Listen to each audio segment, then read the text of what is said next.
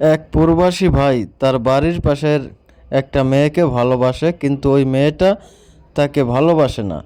তাই সে আমার সাথে যোগাযোগ করেছে যাতে করে ওই মেয়েটাকে তার বশীকরণ করে দেয়, তার বাধ্য করে দেয় এবং তার প্রেমের পাগল হয় যাতে করে ওই মেয়েটা।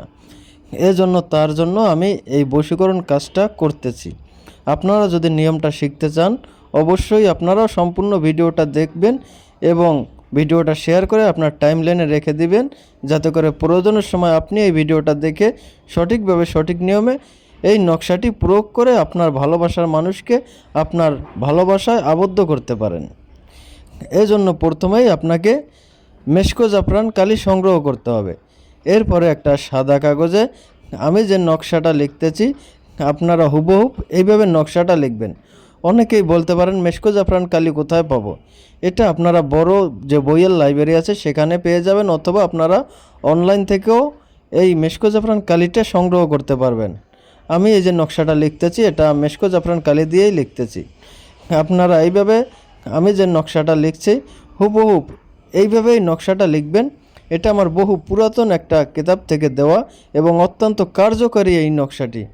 আজ পর্যন্ত যতজনেই এই নকশাটি দিয়ে সঠিকভাবে সঠিক নিয়মে প্রয়োগ করতে পেরেছে প্রত্যেকেই ভালো ফলাফল পেয়েছে।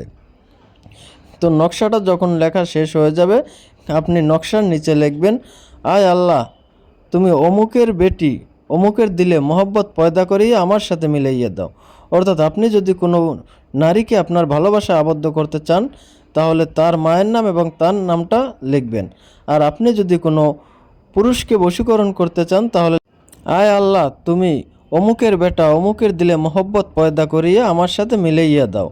অর্থাৎ ওই পুরুষের বাবার নাম এবং ওই পুরুষের নামটি লিখতে হবে। এরপরে আপনারা এই নকশা লেখা অংশটুকু নাম সহকারে কেটে নেবেন।